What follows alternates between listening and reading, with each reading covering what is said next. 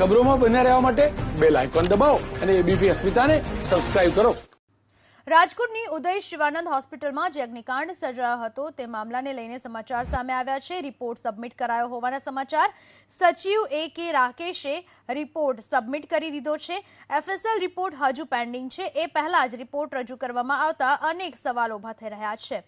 FSLનો હજુ પ્રાથમિક રિપોર્ટ આવ્યો છે અને વિસ્તૃત રિપોર્ટ હજુ પણ પેન્ડિંગ છે અને ત્યાં જ આ રિપોર્ટ સબમિટ કરી દેવામાં આવ્યો છે।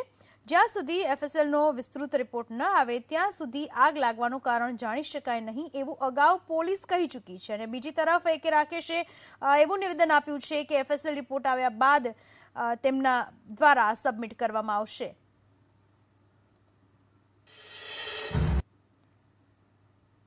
FSL રિપોર્ટ પહેલા જ સચિવ દ્વારા તપાસ પૂરી કરી દેવામાં આવતા હાલ તો અનેક સવાલો પણ ઉભા થઈ રહ્યા છે। જ્યાં સુધી FSLનો વિસ્તૃત રિપોર્ટ ના આવે ત્યાં સુધી આગનું કારણ ના જાણી શકાય એવું પહેલા અગાઉ પોલીસ કહી ચૂકી છે। તો પછી આ રિપોર્ટ કઈ રીતે સબમિટ કરવામાં આવ્યો સચિવ A.K. રાકેશ દ્વારા એ સૌથી મોટા સવાલ ઉભા થઈ રહ્યા છે। રાજકોટ ઉદય કોવિડ હોસ્પિટલમાં અગ્નિકાંડ સર્જાયો હતો તેને લઈને રિપોર્ટ સોંપવામાં આવ્યો હતો। જો કે સચિવ A.K. રાકેશે સબમિટ કરી દીધો છે આ રિપોર્ટ અને FSLનો રિપોર્ટ હજુ પેન્ડિંગ છે। એ પહેલા જ આ રિપોર્ટ સબમિટ કરી દેવામાં આવ્યો છે જેના કારણે હજુ પણ અનેક સવાલો ઉભા થઈ રહ્યા છે। આગ લાગવાનું સાચું કારણ હજુ જાણી શકાયું નથી એ પહેલા આ રિપોર્ટ સબમિટ કરાવી દીધો છે।